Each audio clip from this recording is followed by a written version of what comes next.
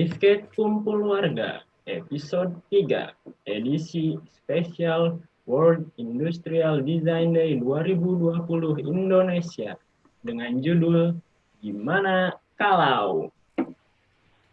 Inilah tamu kita malam hari ini, penggiat desain, master dalam rekayasa desain dari Harvard University Amerika, Bapak Muhammad Hanif Wicaksono. Desainer lintas disiplin, master dalam desain dan manajemen bisnis internasional dari The Hong Kong Polytechnic University Hong Kong, Stephen Kurniadi. Desainer produk, bendahara disket, Bapak Haji Ahmad Gifari. Assalamualaikum. Desainer pengalaman pengguna, seksi PKK dan posyandu disket, Ibu Alexandra Ronodipuro. Desainer media, seksi kebersihan dan fasum disket, Bapak Pande Made Anaga Deviantara. Desainer tata ruang, musisi elektronik, seksi keamanan dan intelijen disket, Bapak Tommy Herseta. Warga dan pemirsa, kita sambut Ketua RW Desa Disket, Satria Nurzaman.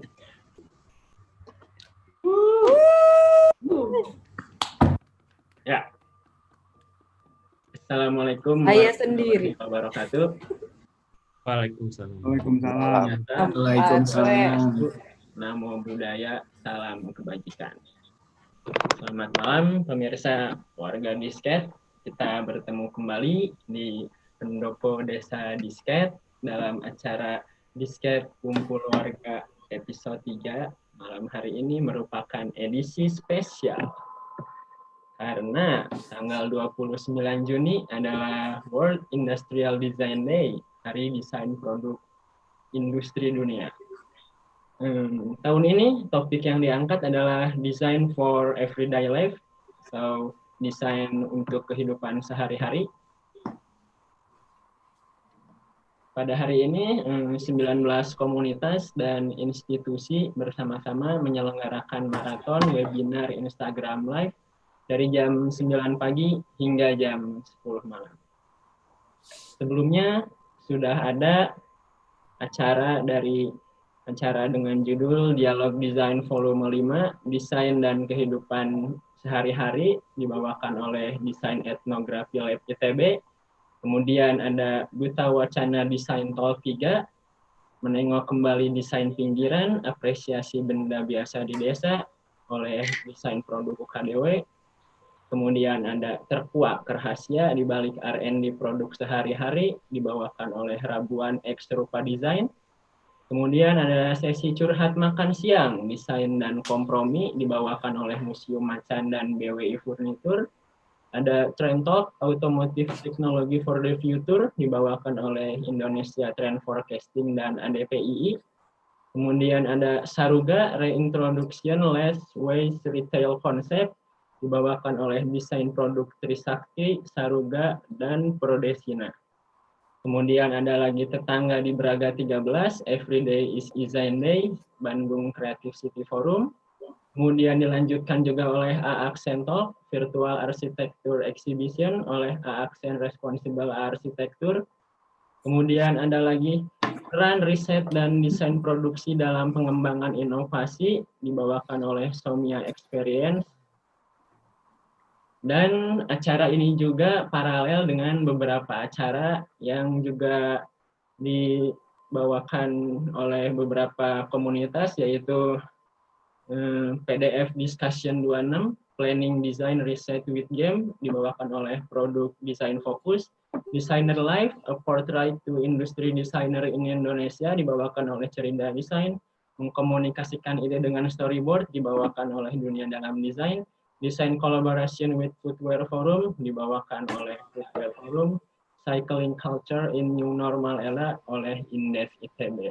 Itulah rangkaian acara yang berlangsung dari Sejak tadi pagi, rangkaian acara tadi diisi oleh berbagai macam narasumber seperti diantaranya Profesor Yasraf, Insinyur Eko, dan Nathaniel Orlandi, juga berbagai macam praktisi lainnya. Ada praktisi, desainer, institusi yang mewakili berbagai macam. Baik, pemirsa warga Disket Kumpul Warga kali ini akan menjadi penutup rangkaian acara World Industrial Design Day 2020 Indonesia.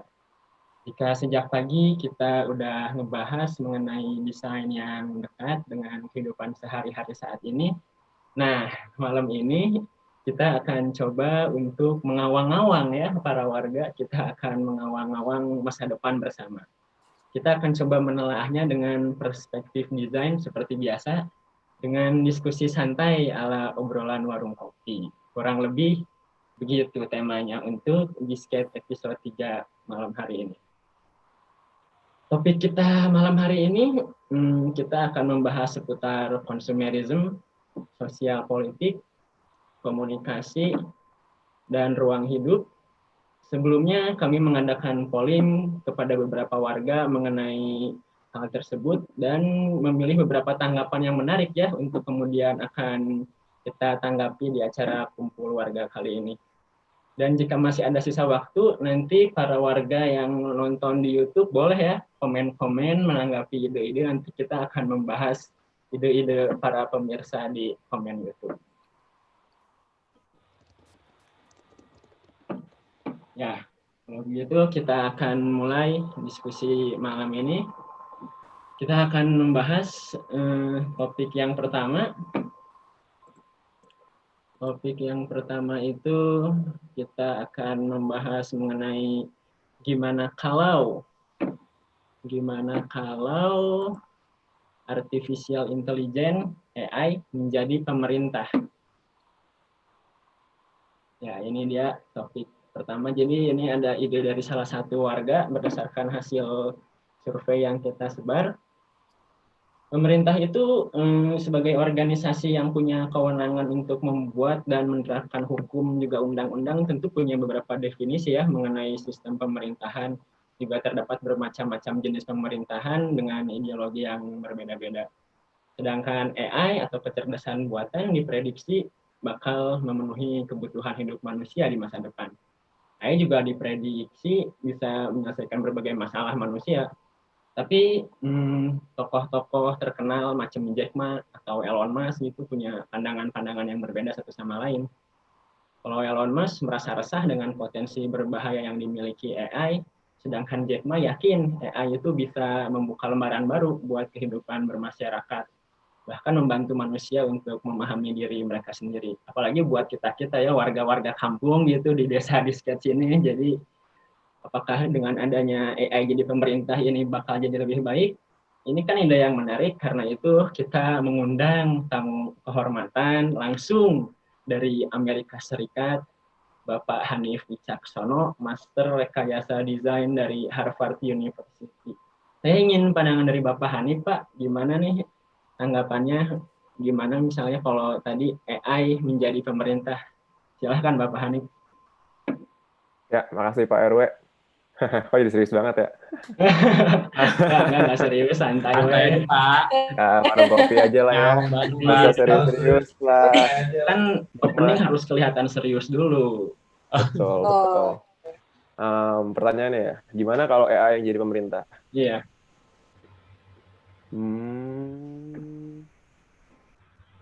Menurut gue sih, sekarang sebenarnya secara nggak sadar udah terjadi nih saat sebenarnya. Gimana? Karena tergantung di mana juga ya. Cuman kayak kalau misalnya yang definisi pemerintah di sini itu pemerintah yang government gitu, yang kayak berhubungan langsung sama masyarakat, kayak badan lembaga yang gede gitu. Menurutku sih kayaknya agak susah ya kalau misalnya di-replace sama AI secara langsung utuh gitu, badan pemerintah ini, karena ya kalau kita manusia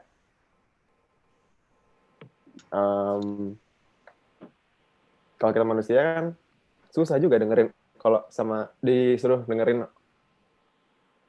ke sesuatu yang bukan manusia gitu. Jadi menurut aku sih agak skeptis sebenarnya. Gimana kalau AI jadi pemerintah? Cuman si penerapan AI yang jadi pemerintah ini udah banyak benar sekarang. Terutama kalau di Amerika sini misalnya. Jadi lebih Hmm? jadi lebih di replace sama AI itu bukan dalam artian kayak oke, pemerintahnya dalam struktur organisasinya ya AI, tapi kayak lebih ke sistem gitu. Kalau itu menurut gue udah jadi kenyataan. Iya. Di berbagai level ya. Nanti kita bisa bahas mungkin contohnya ya, satu-satu. Cuman menurutku, it's here. Kita udah ngalamin hal itu sebenarnya, secara nggak sadar. Nah, tapi dari sistem itu tadi, itu kan pasti kalau sistem ada yang mengontrol ya, atau yang merancang gitu. Nah, itu mungkin nggak sih dirancang sama si AI, jadi bukan sama manusia lagi. Mungkin gitu. Gimana sih kalau si yang merancang sistem itu si AI itu jadi bukan kayak gitu. Mungkin banget. In fact, kayak sekarang beberapa organisasi dan universitas tuh, terutama yang di Amerika atau di berbagai macam university yang fokus ke ekonomi,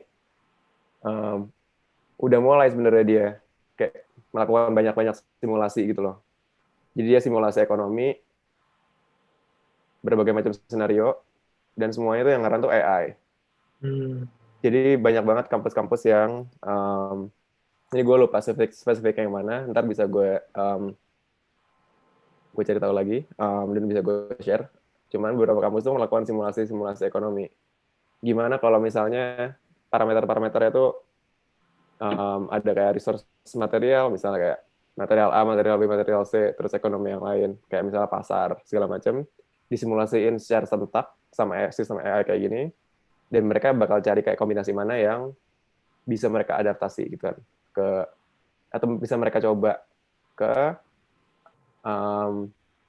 kondisi mereka saat ini. Tapi kalau berarti dari baca-baca si simulasi-simulasi itu tuh, sebenarnya masih jauh banget sih kalau misalnya ngomong seberapa mungkin sih ini bakal bisa kita terapin di dunia kita yang dunia kita yang sekarang ini, kita hidup sekarang, kayak realita yang sekarang kurang lebih. Karena banyak banget faktor X yang kita nggak bisa prediksi. Kayak contoh kecilnya tuh, salah satu hal yang masih sangat sulit untuk diprediksi oleh mesin tuh spontanitas manusia aja.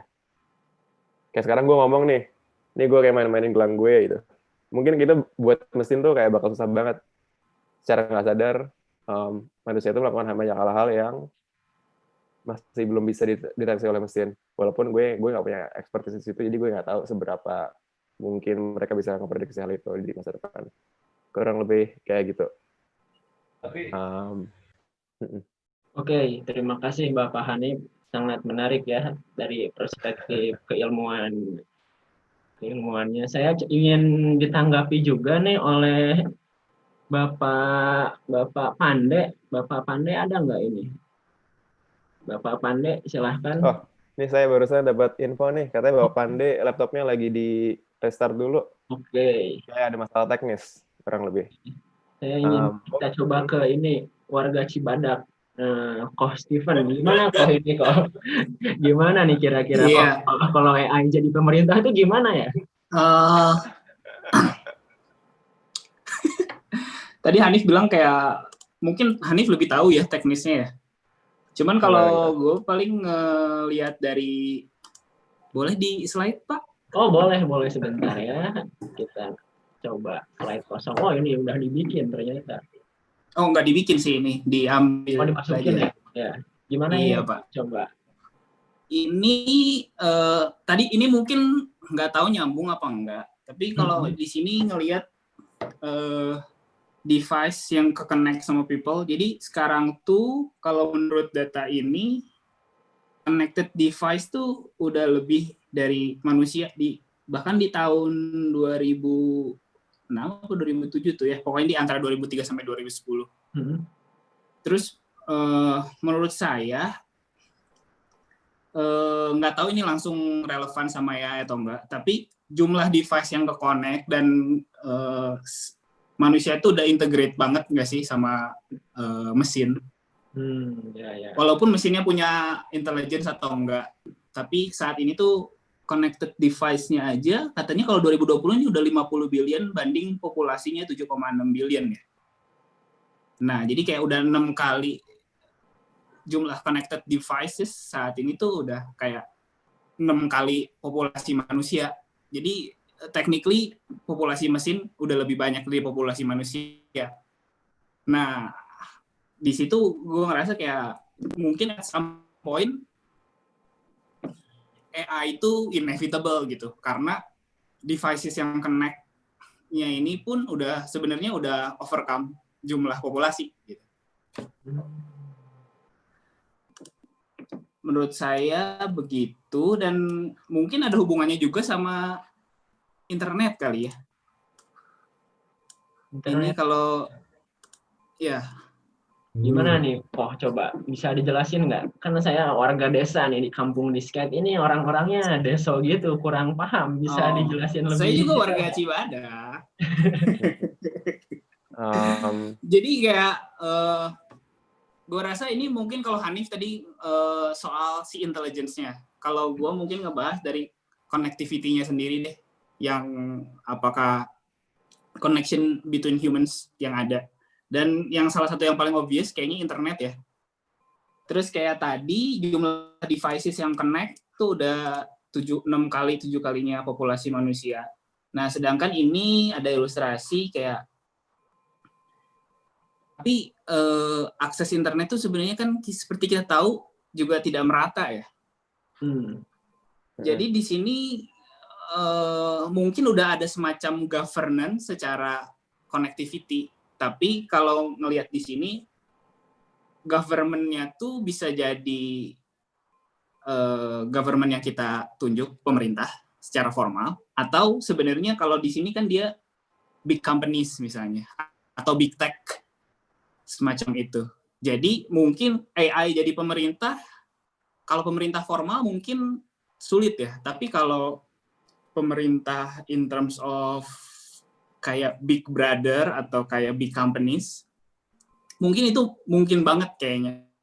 Karena konektivitas itu juga saat ini nggak merata dan ada tidak ada yang bisa terjadi berakhirnya net neutrality. Gitu. Jadi kalau menurut saya begitu, Pak. Oke, terima kasih pandangannya Coach Stephen. Nah, ini dia Bapak Pande sudah kembali. Tadi dari toilet dulu ya, Pak? Sorry, mohon maaf Pak, saya nggak bisa mencet komputernya. Waduh. Pakai sarung Pak, saya Pak. Sarung tidur Pak. Gimana ini, pantesan aja ditunggu, kenapa nggak muncul? Oke. Saya mungkin rada beda. Jadi ya Pak. gini Bapak Pande. Ya, gimana? Habis ini kan ada ide-ide dari warga, kita memilih yang kayaknya nih menarik nih. Ada salah satu ide. Gimana kalau AI jadi pemerintah? Nah, kita tuh ingin menanggapi itu. Tadi udah dari perspektifnya Bapak Hanif, dari Stephen. Sekarang pengen tahu nih dari perspektifnya Bapak Pande gimana nih kira-kira? Oh, gitu. Baik, Bang Karni. Bapak, Ibu-ibu sekalian yang saya hormati, terima kasih atas waktunya. Kalau saya sih ya, mungkin saya ada catatan sedikit nih, Pak RW. Boleh saya geser ke situ kali ya? Geser kemana? Oh ya boleh, sok geser aja. Oh ya, punten nih Pak. Sok, mangga, masukin. Oh nggak ada. Kalau, kelihatan nggak Pak? Kelihatan. Hang lagi. Dibuka dulu sarung tinjunya Pak. Waduh, ya. Nah, kalau yang sejauh yang saya ketahui nih Pak, fungsi utama AI kan intinya mau mereplikasi human behavior, kayak kebiasaan manusia. Nah, kalau berdasarkan stage-nya yang saya tahu, ini mungkin nanti lebih namanya ya. Ada weak, strong, dan super and emotional. Ini juga ada AI, machine learning, dan deep learning. Nah, kalau saya sih mencoba mengawinkan itu dengan apa sih good governance itu. Yang saya pelajari juga dalam good governance itu ada empat elemen yang penting gitu. Pertama, partisipasi, kontrol, transparansi, dan akuntabilitas. Dan itu jadinya bentuknya adalah pelayanan publik. Kalau menurut saya peluang AI di sini adalah ngeyang lagi nih. Nah, waduh, internetnya pakai apa itu di sana di desa Pak Pande? Pakai Indigo nih, Pak. Waduh. Pak, di saya Bapak digagap nih, Pak. Hah? Oh iya. Jadi gagap nih, Pak, dari tadi. Tapi nggak apa-apa. Coba lanjut Bapak aja. emang Pak. saya gitu, Pak. Kadang-kadang kalau grogi ngomongnya gagap. Nih. Jadi ngawak mulu nih. Lancar, Pak. Lancar sekarang, Pak. Ya, benerin slide-nya ya. Iya, Pak. Minta tolong, Pak. Kepencet. Salah. Nah, mungkin kedepannya kalau ada warga yang mau ikut mengabdi di komplek Disyat bisa bantu kayak gini-gini ya, enggak?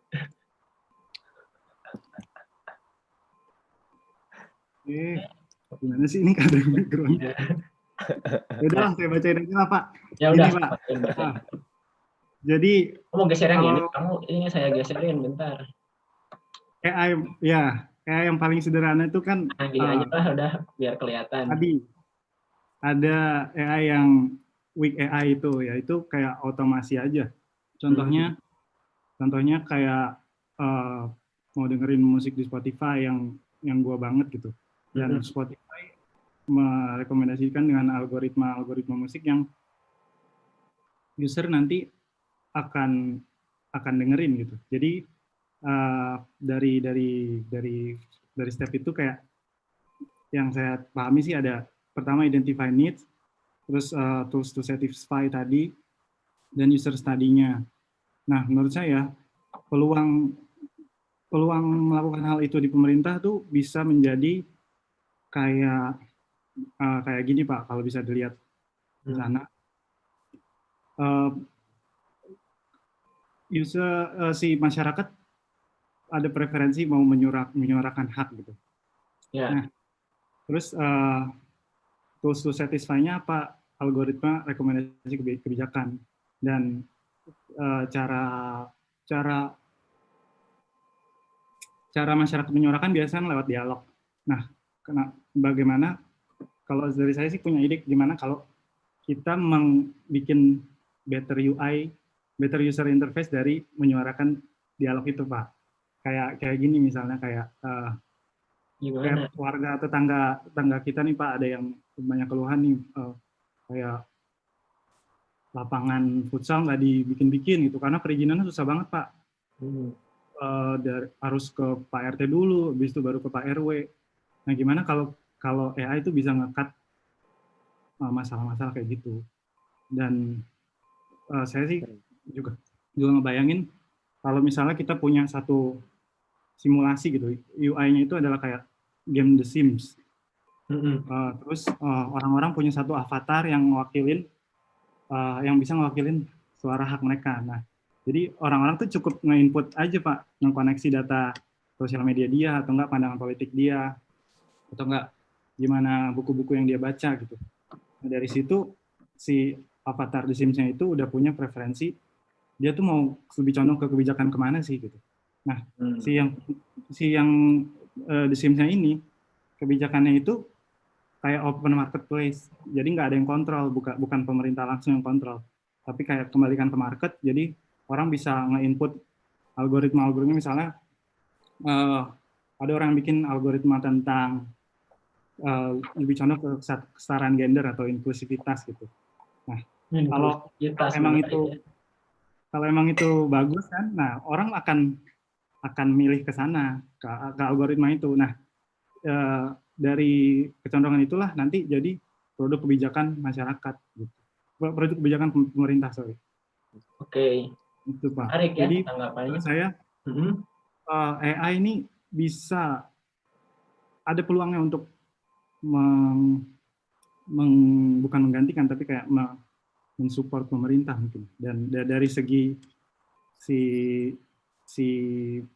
menampung suara masyarakat itu Pak. Tapi ada risknya juga kan Pak sebenarnya Pak. Ada risiko Iya. juga nih untuk menanggapi satu sisi yang lain dalam argumen yang sama diangkat oleh Bapak Pande. Kalau boleh saya juga pengen share sesuatu nih yang Oh boleh, bentar. Siap, masukin ke screen yang ini aja Bapak Hanif. Ini kita siap. pinggirin Waduh, dulu nih. saya juga gaptek nih pakai post-it ini. Gimana ngeluarinnya ya? Ini saya keluarin nih. Siap.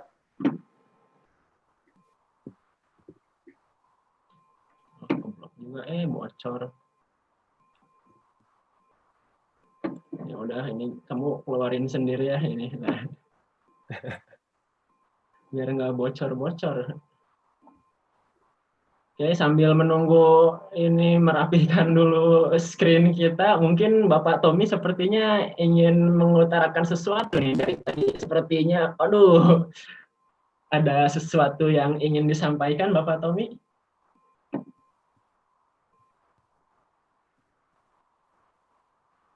Udah masuk itu Pak, screen-nya Bapak Hani Pak. Lanjut aja Pak. Oh ya udah. Untung ya. Maaf Bapak Tommy, kita lanjut ke Bapak Hani. Gimana? Maaf nih Pak Tommy. Bapak Hani dulu orang jauh. Siap. Ini yang barusan Amerika. aja sih. Ini yang barusan aja yang tadi contoh saya sebutin. Saya tadi googling bentar terus nemu contohnya. Jadi ini practical use-nya si AI yang bisa ngebantu pemerintah ngambil keputusan. Karena mereka bisa bikin simulasi banyak banget kan. Kekuatan si AI sendiri yang kita bisa lihat sekarang tuh mereka basically tuh apa ya, AI itu kalau sebenarnya nggak pintar loh. Itu sebenarnya miskonsepsi pertama. Ya, AI itu sebenarnya bukan sesuatu yang pintar sama sekali. AI itu lebih ke kapasitas. Jadi kamu tuh punya rumus nih. Rumusnya misalnya X tambah Y, atau apapun rumus apapun lah. Kayak ada mesin gitu, black box. Kamu masukin data, terus bisa keluar hasil rekomendasinya kan. Kekuatan AI itu dia bisa ngelakuin itu semiliar kali dalam waktu singkat. Dan bisa ngasih tahu kamu jawaban mana yang paling mendekati sama yang kamu mau gitu loh. Nah, tapi kan berarti kita kayak ngandelin rumusnya banget kan. Ini kalau boleh di zoom dikit Bang, yang sebelah kanan. Oh Yang ada boleh foto. dong. Zoom dikit aja deh. Ini? Nah, kalau di Amerika sini yang udah mulai banyak banget si pemakaian AI ini dan banyak banget kayak perusahaan-perusahaan startup yang keluar, hampir semuanya AI sekarang. Dan di Amerika kan kayak banyak perusahaan-perusahaan teknologi yang berhubungan langsung sama pemerintah tuh. Kayak misalnya Palantir atau Google segala macam. Masalah yang sering dibahas tuh si machine bias ini.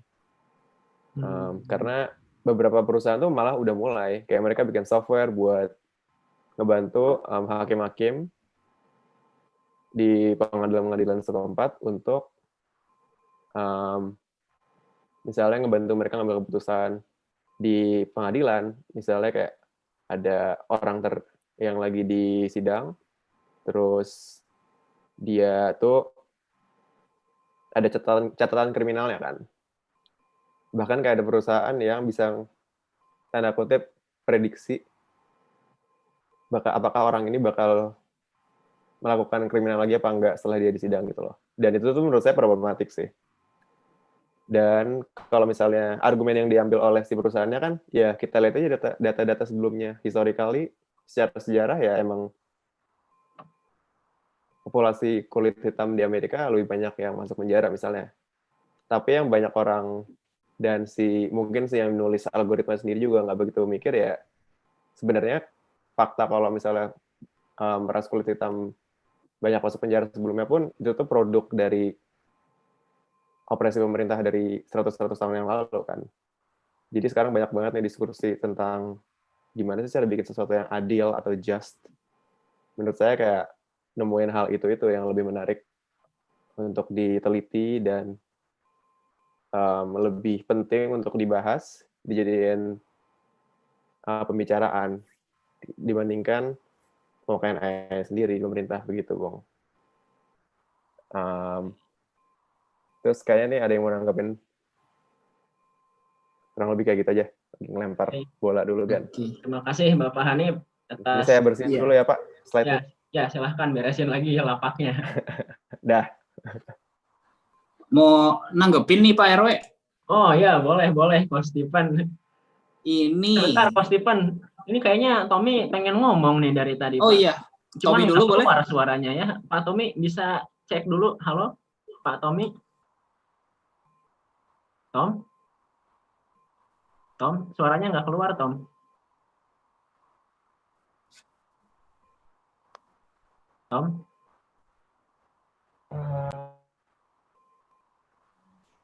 Halo. Nah, iya. Mantap. Oke, sorry. Ya,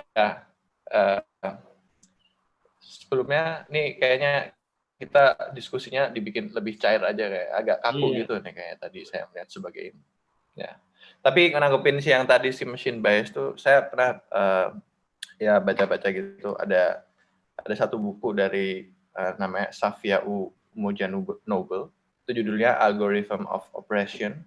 Nah itu benar banget karena si algoritma itu sendiri yang menciptakan si kayak bias itu. Kayak kalau di si buku itu sih bilangnya dia kalau misal itu kayak buku dari beberapa tahun lalu ya, nggak tahu kalau sekarang. Dulu dia kalau nge-search tentang porn atau apa gitu, pasti yang atau kayak prostitution atau apa gitu, yang keluar tuh ras kulit hitam gitu, misal kayak gitu. Jadi kayak ada bias di situ gitu di dalam sisi sebutnya si algoritma di situ tuh, algoritma tuh bukan glitch in the system, tapi adalah sesuatu yang emang dibikin gitu. Nah, masuk yang jadi selanjutnya kan ya balik tadi yang dari tadi kayak yang awal tadi kayak kalau misal si AI itu sebenarnya kan untuk support dan gitu lebih ke sistem kan, dalam tataran sistem, bukan yang membuat keputusan atau apa gitu. Nah, tapi kan ya aku nggak tahu ya kayak algoritma terus kayak machine learning atau deep learning, tapi ya setahu saya kalau misal algoritma semakin banyak dilatih pasti mereka kan semakin pintar gitu kan, karena tadi Hanif bilang kalau AI itu nggak pintar sama sekali gitu, dia cuma punya kapabilitas yang nggak bisa dilakukan oleh manusia gitu, melakukan sesuatu yang berulang-ulang secara waktunya kayak lebih cepat dan segala macam. Tapi gimana kalau misal dari konsep-konsep kayak machine learning atau apa itu ternyata kalau dari train segala macam, terus akhirnya dia bisa membuat si sistem itu sendiri gitu. Jadi dari yang tadinya bikin algoritma, dibikin rumus sama salah satu organisasi gitu, big company sebut aja gitu. Terus ternyata si sistem itu sendiri atau si algoritma itu sendiri bisa improve gitu misal kayak gitu. Nah itu kan sebenarnya yang menarik kayak gimana kalau AI yang jadi pemerintah. Mungkin saya ngelihatnya ya pertanyaannya lebih ke situ, gimana kalau ternyata AI take over the ruler gitu, kayak gitu. Dan apa ya gitu lah, gimana ya? Ya terima gitu. kasih Bapak Tommy. Tapi saya rasa setelah kita diskusi berapa ini, ada mungkin 20 menit, kita masih kurang gimana kalau ya, kayak masih semua kaku gitu, kita belum terlalu ngawang. Iya, mungkin lanjut judul ini malam hari ini judulnya ngawang bersama. Saya malah kebayang apakah mungkin ya kalau misalnya gara-gara AI itu pemerintah nggak ada, jadi di dunia tuh nggak ada pemerintah karena adanya AI, atau mungkin kayak ideologi sebuah negara bisa berubah berdasarkan data yang diinput oleh warganya gitu, atau gimana ya biar lebih ngawang-ngawang lagi. Mungkin saya ingin pendapatnya dari Coach Stephen dulu. Coach Stephen. Sebenarnya ini kalau dari saya nih Pak, masih menanggapi machine bias, tapi di sini ya itu tadi nanggepin yang kata Tommy, pada akhirnya kayak di akhir kata di gambar yang saya tunjukin ini, let's not leave it up to the algorithm makers to decide whether they're doing it appropriately. Jadi kayak menurut saya ini ada contoh yang menarik nih dari machine bias, dan ini mungkin ngawang, tapi saya ngambil contohnya dari, kalau ada yang pernah nonton Minority Report, ada yang pernah nonton nggak? Jadi Minority Report tuh film Tom Cruise. Jadi mereka tuh polisi, tapi mereka nanggepin penjahat yang kejahatannya belum kejadian. Jadi yang tadi kata Hanif ya, atau siapa? Yang gimana kalau bisa ngeprediksi di masa depan dia bisa ngelakuin kejahatan lagi. Nah, tapi kalau di film ini, Minority Report, coba dicek aja. Filmnya dia in the future, polisi-polisi ini adalah polisi yang tugasnya preventif. Jadi ada satu mesin yang mungkin AI, yang enhance, tapi mereka tuh kerjaannya untuk memprediksi kejahatan-kejahatan yang akan terjadi sekitar berapa menit ke in the future gitu. Jadi ini polisi-polisi ini tuh yang Tom Cruise peranin, dia nangkep-nangkepin orang, padahal orang itu belum ngelakuin kejahatan. Jadi technically kadang bahkan bukan yang punya criminal record ya, yang belum pernah punya criminal record, masih innocent, tapi mesin itu bisa tahu kalau orang ini nanti akan misalnya bunuh orang atau prediksinya gimana, Pen? Nah, itu dia. Coba bisa ditanggapi lagi kalau itu. Kan ini ngawangnya ya. Kan Iya, kalau menarik. Tadi kan kurang ngawang ya. Kalau ini ngawang tapi saya ngambil contohnya dari film. Nah, gimana dia prediknya bukan lagi recommendation atau decision, tapi prediknya future, dan future-nya yang dianggap sebagai suatu certainty. Dia bisa nge-decide kalau orang ini bakal bunuh orang walaupun dia belum melakukan apa-apa, dan dia nangkep orang itu sebelum kejahatan itu terjadi. Walaupun ya maksudnya untuk supaya berarti bakal ada zero crime ya, karena belum ada crime pun orang udah ditangkap gitu. Tapi ya tadi algorithm of operation dari si mesin ini, menurut gue bisa contoh yang menarik dari film Minority Report ini. Bisa ditanggapi mungkin apa kemungkinannya mesin itu bisa kayak gitu? Iya, Bapak Hanif mungkin atau Bapak Tommy, Bapak Pande, ada yang mau menanggapi? Tom? Udah kejadian Pak kayaknya Pak. Mohon maaf. Sorry, saya habis dari toilet. Oh, siap. Gimana Tom? Nggak, saya skip tadi, nggak dengar ngomong apa. Sorry. Skip aja. Hanif tuh kayaknya tuh. Iya, maksudnya udah kejadian Pak. Jadi emang dilema yang kita hadapi saat ini tuh untuk masalah topik ini tuh emang di masalah etika ya. Mungkin nih kita bisa nonton video cuman 1,5 menit doang bareng buat kayak ngelihat suatu apa ya, hal-hal yang kayak kita bilang gimana kalau sekarang tuh sebenarnya udah gimana kalauin duluan tahun 80-an sama perusahaan komputer Apple yang kita tahu nih. Mungkin kita bisa nonton video bareng aja nih. Jadi tahun 1984 tuh si Apple udah bikin iklan yang tanda kutip gimana kalau di produk mereka. Mungkin bisa di-play aja Mang videonya. Ya, saya play ya, Pak Hanif. Nonton bareng-bareng, iya. Ini berapa lama nih videonya? 1 menit. 1 menit, oh ya, cukup. The first glorious anniversary of the information good. In all history, a garden of pure ideology, where each word secure from the pests of a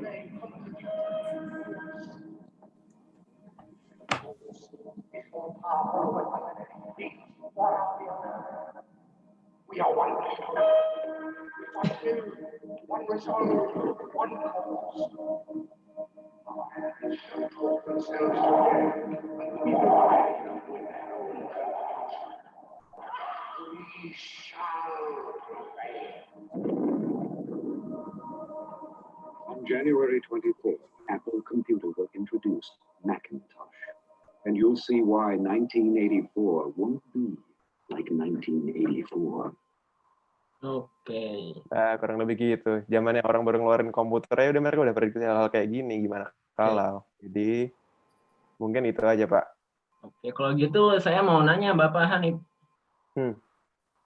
Kan tadi Bapak Hanif bilang yang barusan kita bahas ini semuanya udah terjadi ya, udah gimana kalau. Nah, kira-kira gimana kalau yang belum terjadi atau yang kira-kira bakal terjadi itu di masa depan tuh apa ya Pak Hanif? Kalau kita mencoba mengawang-awangnya ke depan.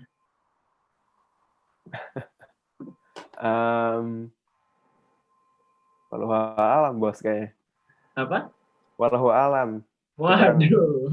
Kurang Ya, tahu nggak juga apa-apa, nih. kita ngawang aja, ini ngawang. Ngawang aja nih kayaknya. Iya, ngawang. Kayaknya yang bakal seru menurutku sih gimana kalau si kecerdasan buatan ini tuh masuknya ke negara-negara yang nggak yang negara-negara berkembang kayak Indonesia atau negara-negara di Afrika kayak gitu loh. Karena menurut saya ini banyak banget konteks yang dibuat sama si AI, masalah-masalah AI ini nggak make sense buat kehidupan bermasyarakatnya di tempat kita begitu, Bang. Itu kayak bakal seru deh gimana kalaunya. Transisinya itu yang saya pengen lihat di masa depan mungkin secara pribadi. Dari saya kayak gitu aja, Pak. Terima kasih Bapak Hanif. Itu tadi ya kurang lebih diskusi kita tentang gimana kalau artificial intelligence jadi pemerintah. Ini kayaknya udah nggak ada yang mau nanggapi lagi ya. Kalau nggak ada yang mau nanggapi, kita lanjut ke next topik nih, next ide berikutnya nih. Apa masih ada yang mau nanggapin? Lanjut aja kan. Lanjut, oke. Ya, itu tadi ya, gimana kalau AI jadi pemerintah. Terus setelah kita kemarin kan kita menyebarkan kuesioner gitu ke warga-warga, ada juga yang menanggapi nih, yang ngasih ide, cukup menarik nih idenya. Gimana kalau komunikasi jarak jauh bisa mendengar, melihat, dan menyentuh? Mungkin ini kayak mendengar, melihat udah terjadi ya, tapi menyentuh belum ya. Kita langsung aja deh, kita mencium juga belum ya. Mungkin bisa dimulai dari Bapak Tommy, Pak. Tanggapannya gimana nih tentang komunikasi jarak jauh ini, Pak? Dari Pandey dulu kali ya? Oh, Pandey dulu. Oke, siap. Gimana, Bapak Pandey? Halo? Waduh, Pandey, Pak. kenapa nih? Bukannya Tommy yang duluan nih. Wah, gimana sih? Kan Anda desainer media, gimana sih? Kalau saya paling nyumbang-nyumbang gimana kalaunya aja, Pak. Oh, ya nggak apa-apa. Silakan. Anda kan bisa melandasi dengan teori-teorinya dulu. Anjing. Waduh. Apa ya? Tadi coba ke dipindahin. Jadi apa ya? Nggak tahu sih, saya kebetulan waktu ini tesis ini juga ngomonginnya soal kayak komunikasi dan media gitu. Terus saya tahu ada sebenarnya ini udah diprediksi juga dari kayak yang dibilang Hanif gitu, kalau misal itu ngomongin AI udah dari tahun 80 gitu.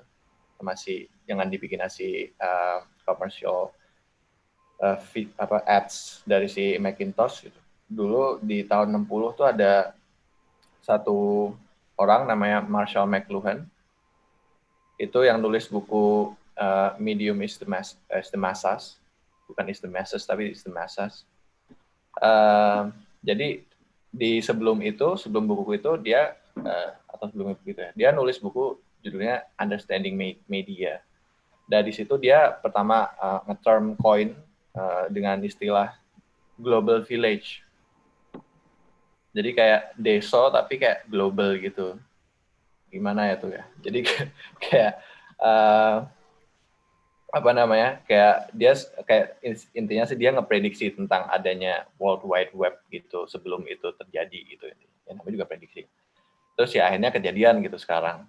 Jadi di mana sih orang zaman dulu kayak misal kenapa disebut global village, karena ya kalau misal kita tinggal di suatu daerah gitu di desa atau apa gitu, kita kan kalau misal tahu sesuatu kadang langsung nyebarnya cepat dan segala macam gitu. Nah ini kita udah ada di masa di mana kayak village itu udah mengglobal gitu. Jadi distribusi informasi itu udah kayak merata gitu. Antara mau di desa di Indonesia atau mau di mana gitu. Dengan adanya si World Wide Web itu.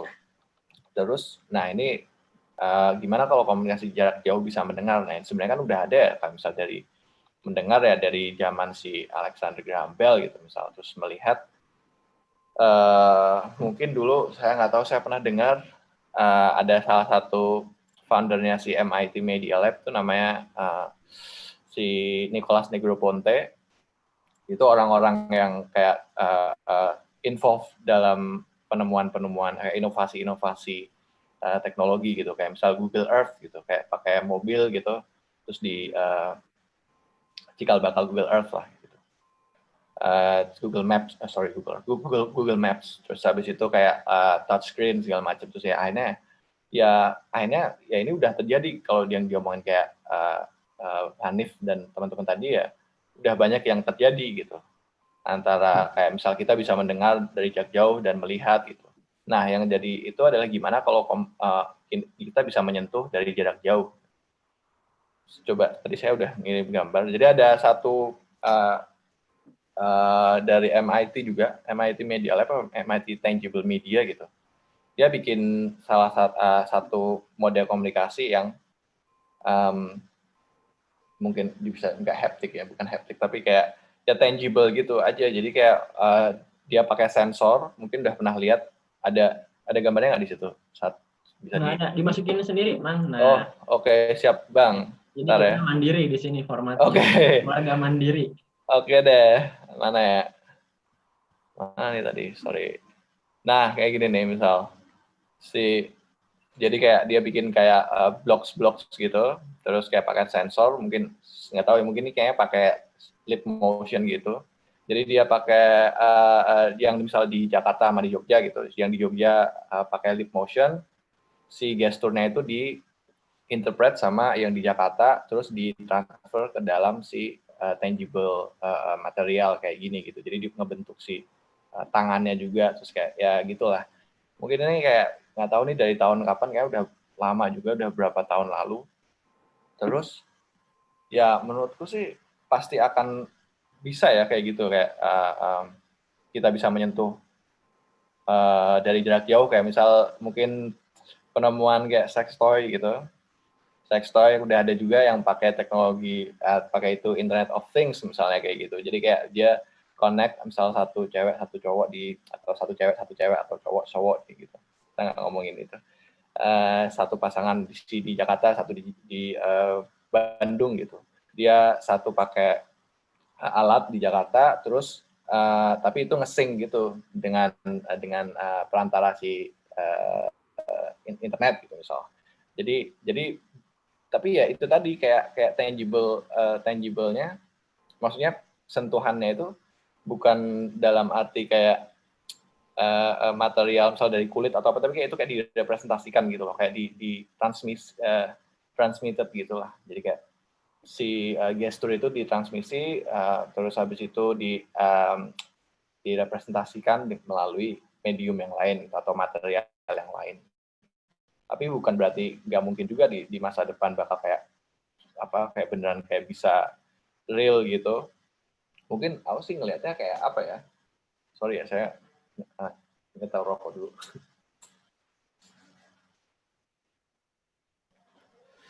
Ada yang mau nanggepin dulu nggak nih? Saya mah ngomong susah. Tadi cukup panjang ya kira-kira penjelasannya dari Bapak Tommy. Gimana ya, ini Bapak Pande? Masih pakai sarung tinju nggak? Wah, udah enggak, Pak. Oh, udah enggak ya. Ternyata pakai gimmick gerah juga ya, Pak. Saya boleh lepas helm nggak, Pak? Oh, boleh. Gimana? Tommy udah beres, Tommy. Bapak Tommy? Ya, mungkin sementara apa ya, kayak dulu mungkin apa, ya, istirahat dulu, Tom, capek. Mungkin ada kayak kalau misal gimana kalau mungkin bisa itu pakai apa namanya? Menurut sih kedepannya sih bakal bisa kayak gitu melalui kayak sinyal electronic signals gitu loh, yang tetap ditransmisiin dan diaplikasikan melalui medium yang lain, mungkin melalui wearable suit gitu. Kayak misalkan kalau VR sekarang kan masih nggak bisa kan, dia kayak haptiknya tuh kayak masih belum bisa gitu. Kayak misal kamu mukul ke tembok itu nggak ada rasanya gitu loh, kayak tetap des, kita nggak akan tetap kosong gitu. Mungkin kedepannya saya nggak tahu, saya kalau nggak salah ingat ada game gitu, entah Assassin atau apa gitu kayak gitu. Jadi misal kita pakai gloves gitu, terus di situ udah ada perangkatnya kayak listrik dan segala macam. Terus pas kita udah connect sama si virtualnya itu tadi atau itunya tadi, misal kita memukul, terus pas misal di digital si virtual, misal di VR gitu ya, kayak kita mukul tembok gitu, di VR kita mukul tembok, terus tapi pas begitu kita kena tembok, tangannya si wearable gloves ini kayak nyalurin kayak elektrik atau signals gitu yang intinya kayak apa ya, kayak menahan, kayak bikin kita kayak kesetrum atau apa, jadi kayak bakal terasa kayak kita kayak mukul sesuatu atau kayak gitu. Dan mungkin kedepannya menurutku udah tinggal menunggu waktu aja sih dengan teknologi yang semakin cepat dan semakin murah dan semakin kecil dan semakin aksesibel gitu. Mungkin bisa aja kayak itu beneran cuman sebatas chip terus ditanam di kulit kita gitu, terus itu udah connect ke nervous system kita gitu. Ya mungkin bisa aja sih kayak gitu. Itu ngingetin gue sama filmnya apa Black Mirror itu ya, yang kayak nancepin satu alat gitu ke kepala, terus habis itu dia langsung kayak nggak tahu ngontrol sistem di badan manusianya sendiri. Tapi apa namanya? Ya kalau itu kan kalau game udah dikontrol sendiri ya, dia udah ditentuin nih kalau misalnya dalam adegan ini, terus abis itu dia bisa tonjok atau apa. Sedangkan kalau misalnya kita video call atau apa, itu kan spontan ya. Kebayang nggak? Jadi kayak ngerti kayak kenapa, gimana caranya biar pas lagi video call atau lagi teleponan itu tuh responnya tuh kayak bisa langsung kena ke sistem nggak tahu ini apa tubuhnya sendiri gitu, tanpa harus kayak dikontrol sama ya, itu kan game ngomongin ya tadi. Menarik ya. Terus gue penasaran sih, Pandey kalau nggak salah ngebahas ini ya buat TA-nya ya, itu gimana nih? Iya sih. Nah kalau dari saya mungkin bahasannya sederhana aja sih Bapak. Gimana? Kalau dari saya sih kayak komunikasi jarak jauh itu kan ada banyak ya fungsinya, kayak contohnya buat long distance relationship atau enggak buat kolaborasi gitu, kayak sekarang misalnya kayak Zoom call atau ya kolaborasi workspace lah. Nah kalau saya sendiri, kalau untuk kolaborasi workspace sih mungkin oke ya kalau kita bisa menyentuh atau melihat, jadi kayak semakin real si orangnya itu bisa hadir dengan real gitu, kolaborasi akan semakin bagus gitu. Tapi kalau konteksnya di relationship gitu, saya jadi teringat lagu salah satu penyanyi Pak, namanya Tulus. Kayak kita tuh butuh ruang sendiri-sendiri gitu. Jadi kalau semakin real gitu Pak, jadi kayak nggak ada ini Pak, nggak ada romantismenya lagi Pak. Kita udah bisa nyentuh, kita bisa udah nyium baunya. Jadi apalah artinya bertemu fisik lagi gitu. Jadi kalau saya sih malah kalau dalam konteks remote communication yang antar relationship gitu konteksnya, saya malah pengennya balik ke slow teknologi gitu Pak. Kalau saya ada, ini kebetulan anak saya punya ide Pak. Dia punya ide kalau gimana kalau komunikasi tuh jarak jauh pakai bayangan aja Pak. Jadi kayak kita bisa ngadirin bayangan si partner kita atau enggak hewan peliharaan kita ke rumah kita gitu, yang misalnya kita lagi long distance relationship gitu. Jadi karena slow teknologi itu, karena kesederhanaan bayangan itu, jadi gimana ya, rasa itu jadi semakin romantis lah gitu. Ya, dan apa ya, kayak slow teknologi gitu mungkin juga bisa jadi referensi di masa depan gitu untuk bikin inovasi yang bijak. Menurut saya sih itu sih Pak. Itu dulu deh. Menarik sekali Bapak Pandey. Ya, terima kasih Bapak Pandey, tanggapannya menarik ya. Saya kira udah cukup lama ya kita membahas topik yang kedua ini. Kita coba lanjut ke topik berikutnya aja ya, kalau begitu. Tadi ada yang nanggepin tuh Pak, warganet Pak. Oh, warganet yang nanggepin ya, bentar. Oh, ini ada nih, Adityo Sunaria. Waduh, ternyata ada yang nonton ya, Pak? Saya kira nggak ada yang nonton, Pak. Katanya kalau ada relationship yang abusive, jadi kasihan Pak, kalau misalnya bisa ini. Waduh. Oh, kan nanti juga, kan ya. tetap ada ininya, Pak. Tetap ada spam detektornya, Pak. Oh gitu. Kalau nggak, Iyalah, colokannya harus bisa bener ya, ada. Pak. Tapi Iya. ancaman-ancamannya kira kalau relationship bisa gitulah kira-kira. Ada tanggapan juga nih dari Glacier Cerebrum. Damn, siapa tuh? sabi. Waduh. Waduh. Makasih ya. Menanggapi ini aja Pak. Abi. Kita mau apa nih Pak? Lanjut Kita apa coba gitu? lanjut aja kali ya ke topik. Lanjut Lanjut. apa rehat? Oh iya, Lanjut. kita rehat sejenak. Mau rehatnya ngapain, Pak? Istirahat dulu, minum dulu. Oh, minum. Ya, Berapa lama, Pak? Sedetik ya, Pak ya? Iklan dulu ini, kalau ada iklan yang mau masuk bisa ya di sini, nanti kita. Ya, kita rehat dulu ya. Mungkin kita sambil baca-baca komentar dari warganet kali ya. Oh ya boleh Pak. Wah, apa nih ya yang menarik nih? Dari atas sebenarnya banyak Pak. Tadi bahas AI Banyak. Pak. Iya nih, apa ya nih? Tadi sangat asik diskusinya, jadi ke-skip nih komentar-komentar warga. Nih, Adito Sunario, kayak film Wall-E dong. Ya, gitulah pokoknya lah. Indonesia autopilot, bos. Wah, nih Gary Aprian, gak apa-apa lah. Yang penting bukan, waduh ini kayaknya cukup sensitif nih komentarnya. Terus, Ini kayaknya wah ini ada yang menarik nih. Cokorda GB Suryanata. Ini kebetulan teman kita juga. Spekulatif desain itu apa, Kak? Wah, kita padahal nggak mention spekulatif desain ya tadi itu. Barangkali Kita Bapak Hani bisa sih, Pak, menjelaskan. Pak. Mengajak keluarga. Mungkin ya, rehatnya kita ngomongin soal itu ya kali ya. iya, kita ngomongin komen-komen warga. Ya. Ini ada yang Apa komen sih? bagus nih dari salah satu warga. Enggak, tadi dijawab dulu nih. Mungkin ini Gimana? yang spekulatif desain itu apa Oh sih? ya. Mungkin kita bisa kasih dari warga kita bisa ngasih sesuatu apa sih menurut kita tuh? Spekulatif desain itu apa sih, Pak? Saya mau coba jawab nih Pak Tommy. Oke, boleh. siap. Menurut saya spekulatif desain itu free form ya. Jadi mestinya emang nggak ada konstruksi tepatnya gimana. Karena kalau udah pasti spekulatif desain itu apa, itu namanya jadinya nggak spekulatif desain lagi.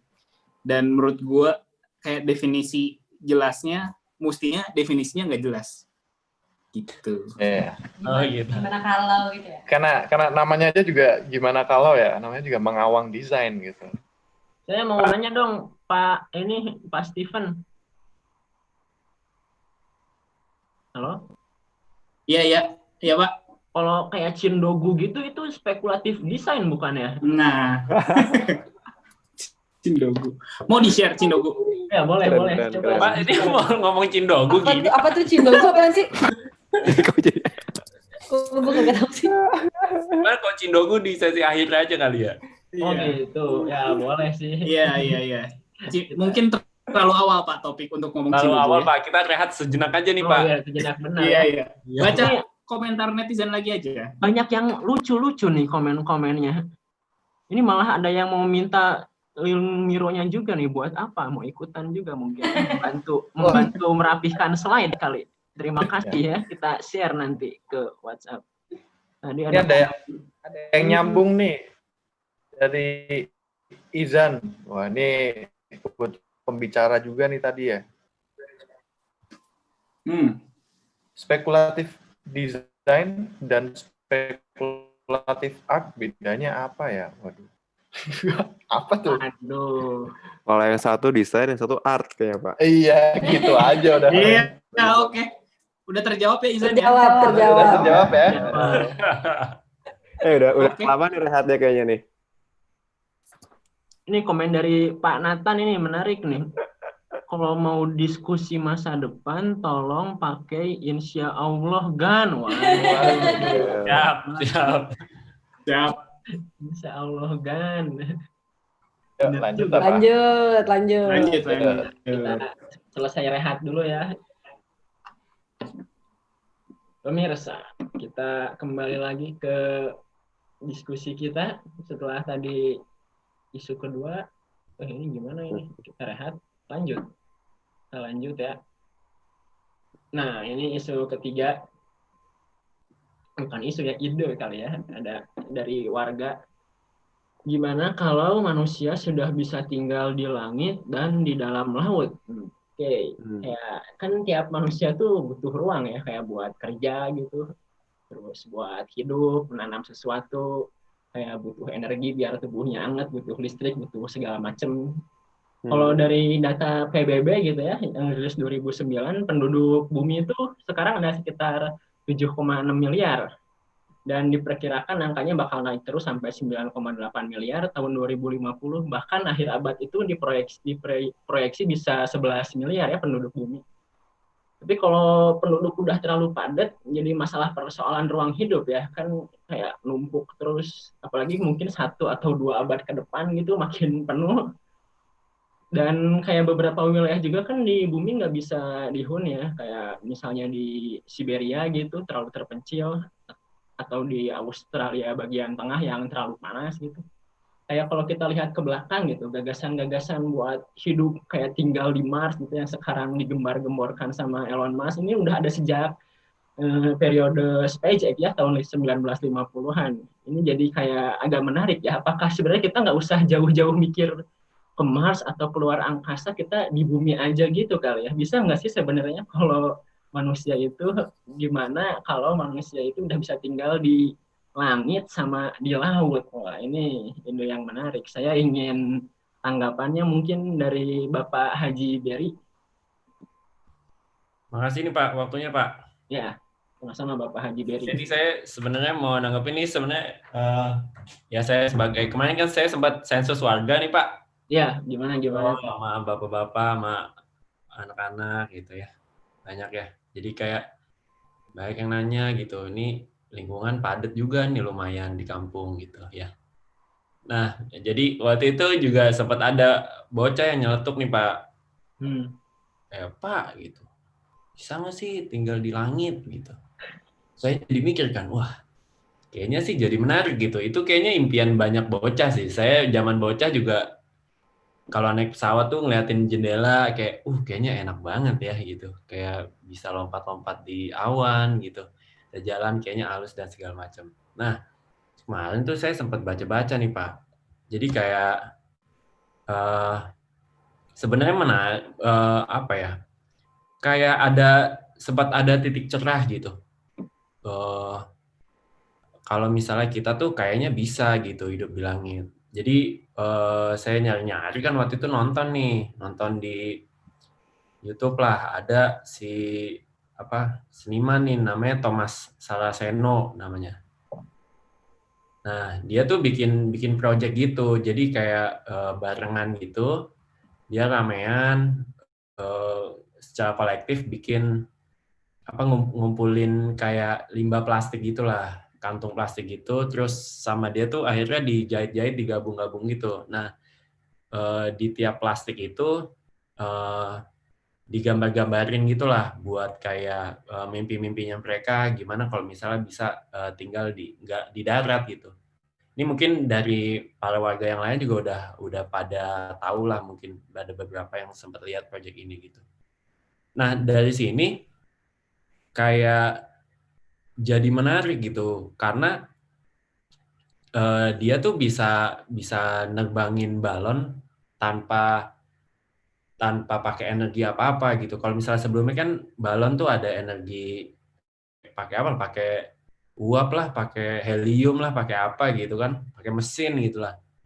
Nah, dia tuh nggak pakai itu. Jadi dia bikin si balon ini, dia tuh cuma memanfaatkan si matahari doang gitu. Nah, si mataharinya itu tugasnya itu kayak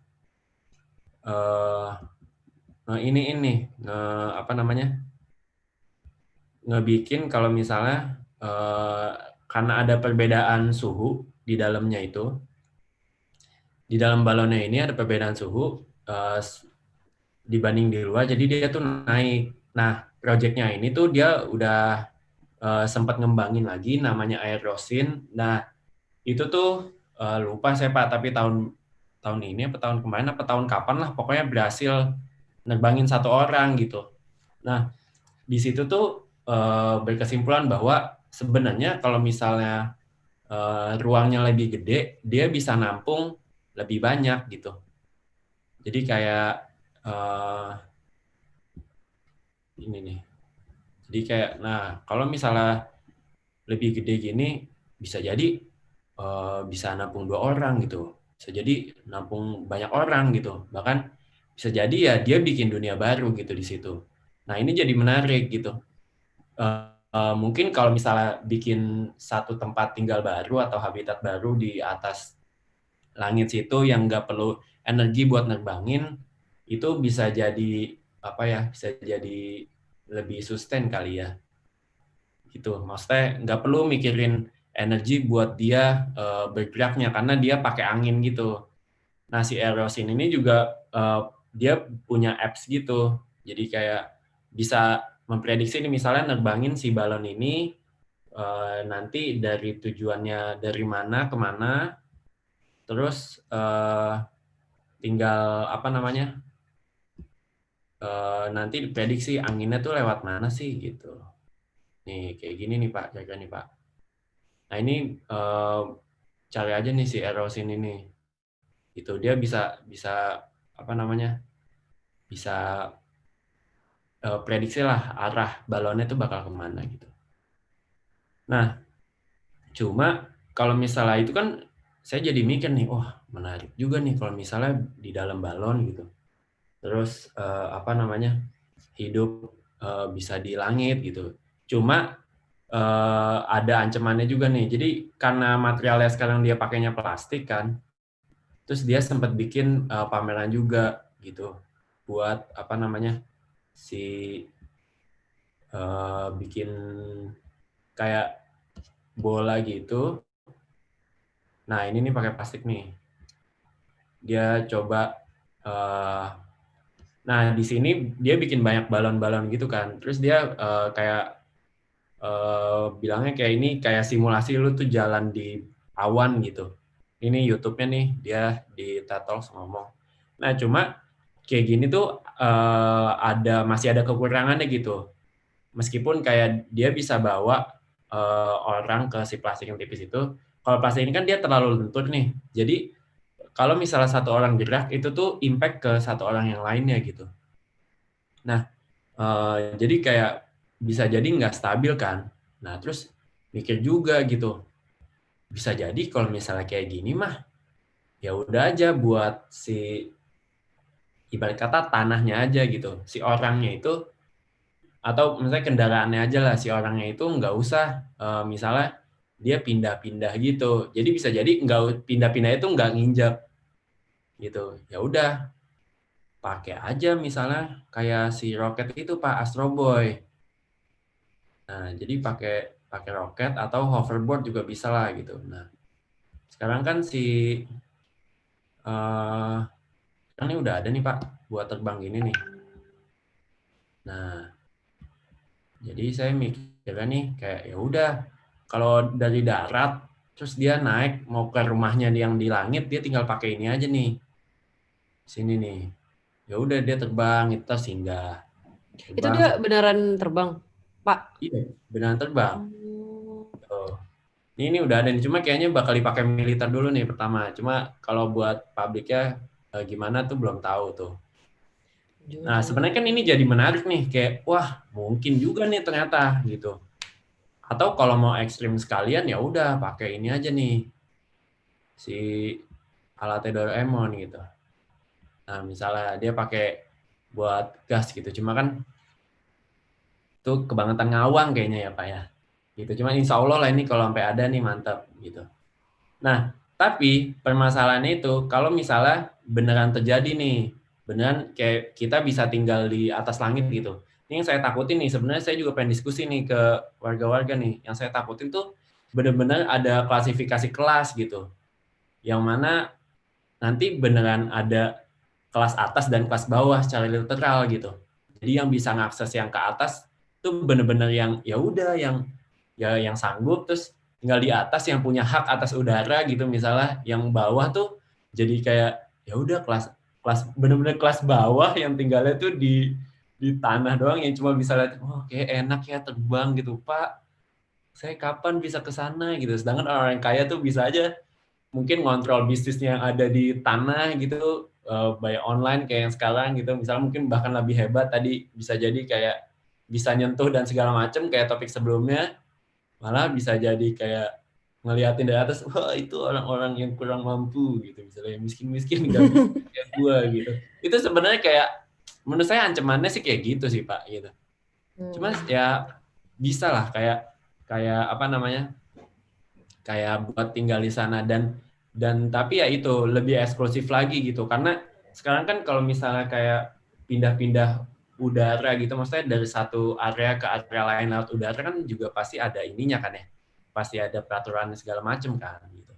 Nah ini tuh kalau dia bisa terbang bebas gitu dan emang apa ya, benar-benar nggak ada aturan gitu, mau bebas kemanapun, itu juga bisa jadi ancaman yang lumayan gitu. Gitu sih Pak kalau saya Pak. Tadi pas Pak Berry bilang apa? Ada perbedaan antara apa warga yang masyarakat yang di atas gitu sama masyarakat di bawah, kayak ngingetin gitu sama ada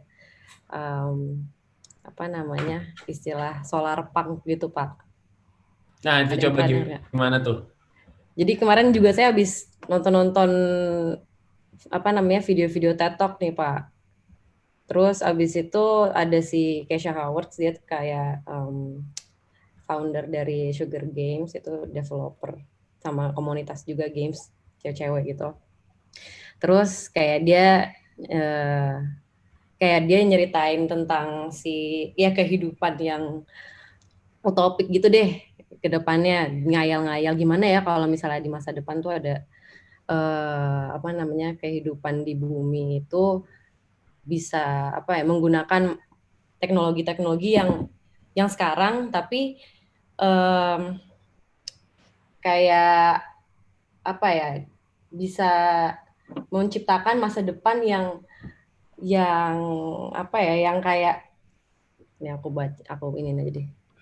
Gue ambil ini gambar aja deh. Coba Mas. Gue udah bikin ini.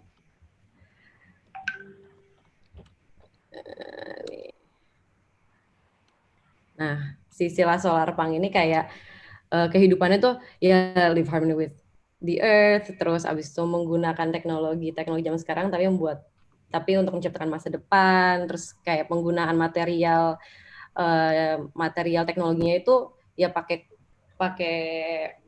Kamera. Pakai kekuatan matahari yang kayak gitu-gitu Pak. Sedangkan lawannya itu kalau kita sering dengar sekarang kan cyberpunk ya. Nah, si cyberpunk ini tuh kayak lebih sering ngebahasnya tentang AI, terus yang hal-hal yang distopian gitu. Oh iya.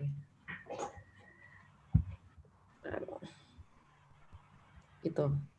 Coba ada yang mau ini dulu, aku pasang video. Oke. Tadi saya ingin menanggapi sedikit dari pendapat Pak Haji Berry ya tentang yang awan dikerasin, terus ada kelas-kelas langit, bumi. Ini saya jadi ingat ini ya, One Piece gitu. Kalau ada yang tahu One Piece mungkin kayak di One Piece juga ada kelasnya gitu. Manusia ikan tuh di dalam laut, wah yang budak-budak tuh di dasar laut. Kalau yang bangsawan gitu, naga langit tinggalnya di atas. Terus ada juga kayak pulau langit, si awannya tuh dikerasin jadi orang bisa hidup di sana ya. Kalau secara ini saya tiba-tiba ingat aja gitu, karena tadi ngomongin awan dikerasin, wah kayak cerita One Piece ya. Menarik. Tadi lupa, belum selesai. Gimana? Nah, tadi kan Berry bilang bisa tambahin gambar nggak ya ini biar apa gitu cyberpunk. Oh ya, tambahin gambar cyberpunk. Coba ya. Tadi Berry bilang kan ada ya perbedaan ya gimana ya kalau misalnya ya kita teki banget di masa depan tapi ada perbedaan masyarakat menengah sama yang di bawah banget kayak jomplang banget. Nah, akhirnya adalah ini si speculative fiction inilah tentang gimana kalau si solar punk ini tuh jadi yang masyarakat nggak cuman ada perbedaan tapi di sini ada kesetaraan dan nggak ada perbedaan antara masyarakat menengah sama menengah, atas sama bawah gitu. Jadi semuanya tuh sama rata. Makanya disebutnya solar punk, soalnya tetap punk gitu. Kayak nggak ada perbedaan antara masyarakat atas dan bawahnya juga gitu. Kalau yang saya dengar ceritanya. Mungkin mau nanggepin ya, kayak halo. Ya, sikat Pak. Ya, silakan Bapak Tommy. Siapa? Oke, silakan. Atau mungkin tadi kalau yang di itu Ibu Alexa, kayak istilah-istilah cyberpunk, solarpunk itu kan sebenarnya kayak ya semacam genre di science fiction gitu ya. Kayak, nah itu mungkin aja kayak di kedepannya gimana kalau manusia itu udah bisa tinggal di laut sama di langit ya. Kalau mungkin ya kehidupan kayak kehidupan solarpunk. Pertama kalau misal solarpunk ya si energi itu ya udah harus yang coexistence dengan apa tadi yang disebutin ini, coexistence dengan it's biodegradable dan segala macam. Ini contohnya ini kayak Beluga Sky Sails nih udah dari lebih dari 10 tahun yang lalu. Kalau nggak salah dia project dari salah satu company di Jerman, kalau nggak salah dia sailing dari, saya lupa dari mana ke mana, terus dia beneran pemakaian fossil fuels-nya itu beneran dikit banget karena dia mengandalkan si kayak energi dari alam gitu, kayak ini dari angin gitu. Nah mungkin ke depannya ya kalau misal ternyata manusia udah bisa tinggal di laut sama di langit, ya itu pasti yang jadi masalah ya energi kan, energinya dari mana segala macam. Yang disebutin kayak si Berry itu tadi, project balon yang dia bisa terbangin balon tanpa harus pakai mesin atau apa gitu. Nah, mungkin itu tinggal nunggu waktu aja kalau misal di beberapa tahun mendatang udah bisa teknologi udah advance gitu, bisa ya mungkin bisa skalanya bisa lebih besar. Terus di lain sisi ada si cyberpunk ini juga.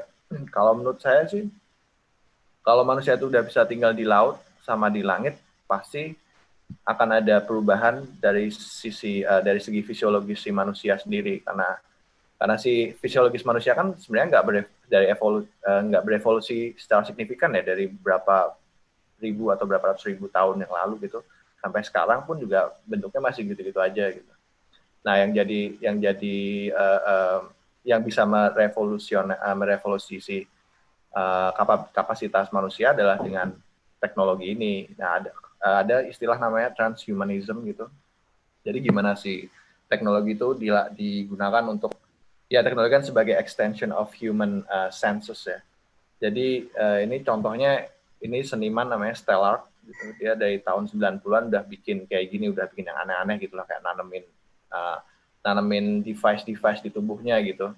Yang sebenarnya nggak sebatas gimmick doang tapi mungkin ada fungsinya, tapi mungkin waktu itu juga keterbatasan teknologi. Jadi ya mungkin fungsinya mungkin belum se-advance itu gitu. Tapi kayak ada satu juga ini salah satu cyber pertama kalau nggak salah ya, entar saya itu namanya si Eric Harbison, mungkin udah pernah dengar ini.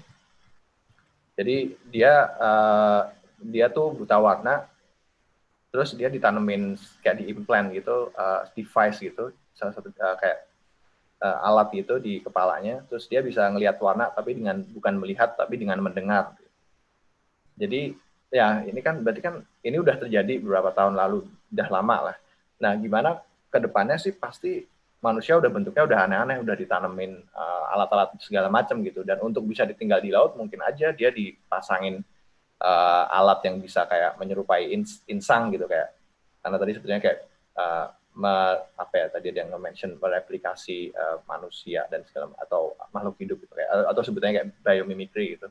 Nah ini mungkin aja kalau manusia bisa aja hidup kayak ikan gitu dengan ditambahin insang dan sirip tapi bukan ya artificial sirip dan insang gitu. Jadi dia bisa hidup di bawah laut gitu misal. Terus atau tinggal di udara ya misal dia ditanemin apalah sesuatu gitu. Jadi yang menurut saya sih kalau manusia udah bisa tinggal nggak di darat dan segala macam pasti udah ada perubahan fisiologis sih. Dari segi aspek fisiologisnya pasti udah beda dan di extend sama si teknologi itu. Dan itu menurutku sih ya udah terjadi dan tinggal menunggu waktu aja mungkin akan sejauh apa perkembangan si artificial inilah apa sih kayak gini-gini lah. Itu paling. Terima kasih tanggapannya Bapak Tommy. Mungkin dari Bapak Hanif ingin menanggapi? Gak ada, Bung. Kalau untuk topik kayak gini, Bung. Kayaknya saya dari tadi menyimak. Oke. Dapat ilmu banget dari yang Saya lagi lihat-lihat ini komen netizen di kanal YouTube. Tadi ada yang komen bagus ya, tapi udah dihapus. Waktu kita bahas Tinggal di Langit, ini ada komen dari Bung Faizal Haris. Apakah ini Faizal Haris teman kita? Tadi kalau nggak salah dia komen, wah solusi corona.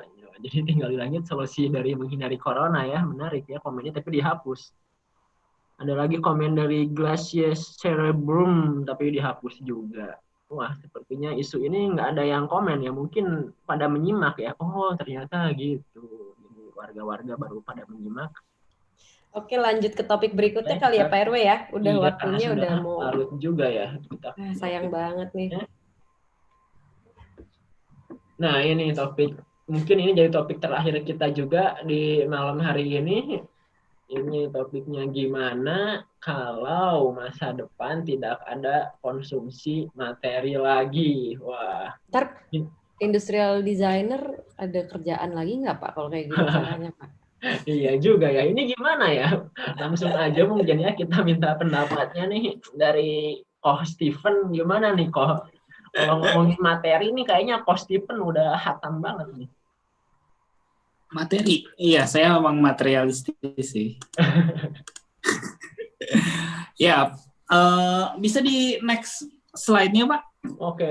Kita next dulu. Nah ini ada tempat kosong buat cara-cara. Nah iya sih, ini mumpung hari ini tuh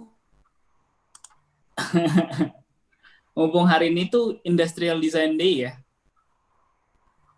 Kayaknya mungkin topik ini cukup berkaitan dengan hari ini mungkin ya. Ini cukup jelas nggak ya yang saya buat nih di Miro? Oh bisa di zoom sih kalau pengen di zoom. Mau di zoomin? Zoom di kiri dulu boleh Pak? Boleh ini. Iya, konsumerisme dan materi ya, hubungannya dengan materi. Ini menarik dan saya pun kemarin sempat bikin tesis agak-agak nyerempet lah. Nah, di sini saya ngomong-ngomong soal konsumerisme ditarik ke belakang, ngelihat di sini root cause of consumerism itu ketika dari orang yang basic needs, essential needs, dari yang tadinya cuma menuhin kebutuhan essential needs aja, terus dia mulai nih dapat choices, affluence, dan styles of living. Jadi tadinya way of living doang, habis itu jadi styles of living deh. Nah, tapi itu kapan sih sebenarnya? Dan pas baca-baca kejadiannya tuh kemungkinan besar di Industrial Revolution ya.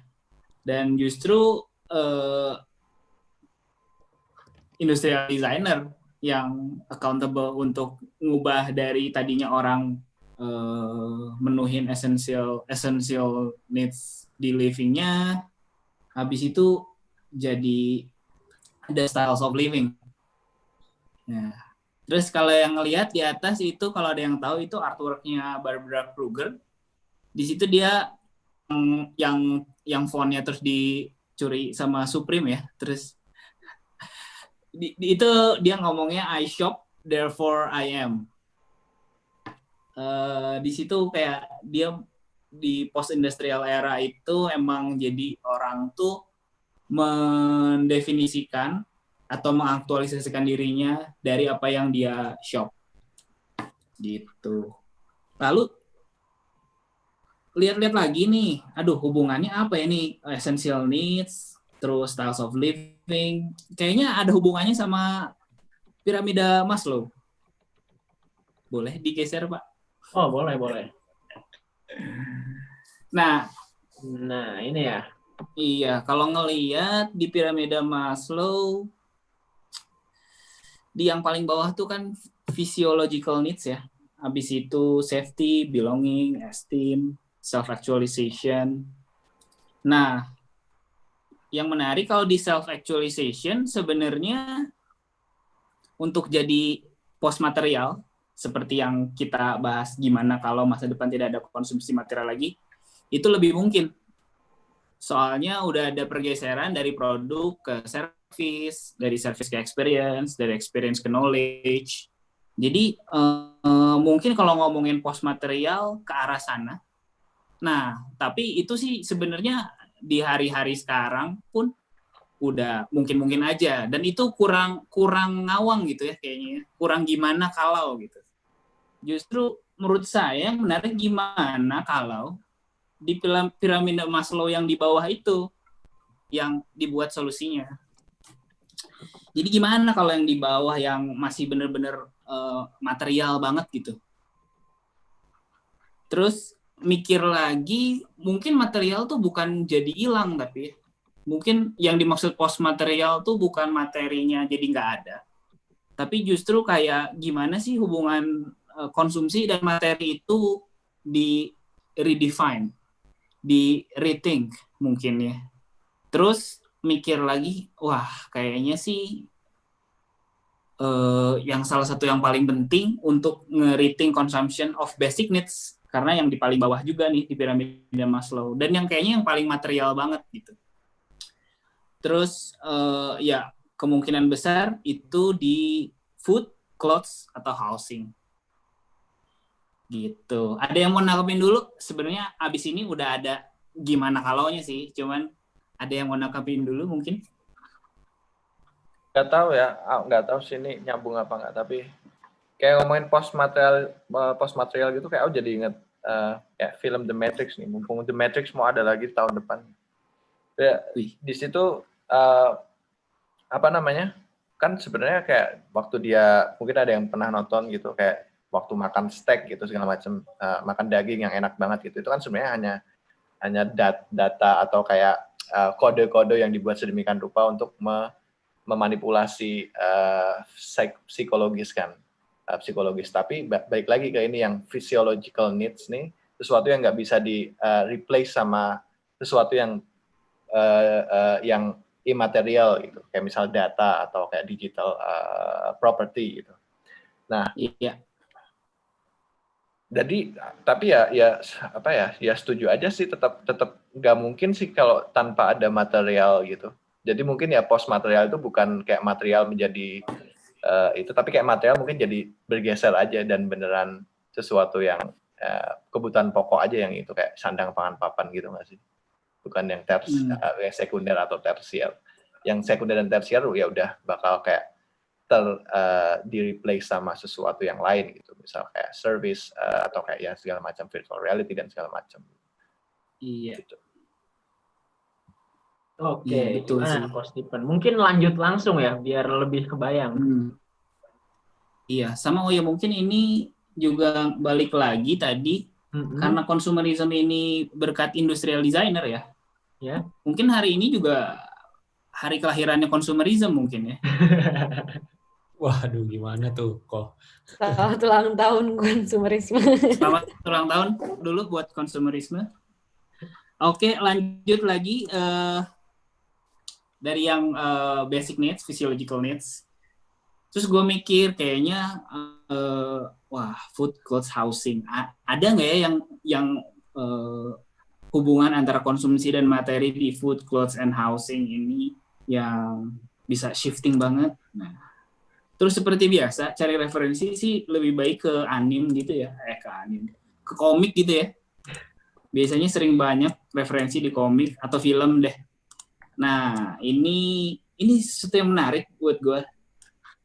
Soalnya seperti anak-anak SD swasta pada umumnya, bacanya Dragon Ball. Oh, yang nggak swasta juga sih ya. Jadi,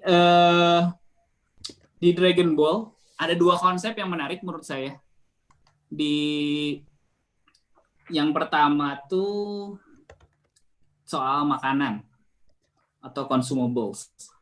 Di Dragon Ball tuh ada yang namanya kacang ajaib kalau di terjemahannya, tapi kalau bahasa sananya sih kayaknya senzu beans gitu ya.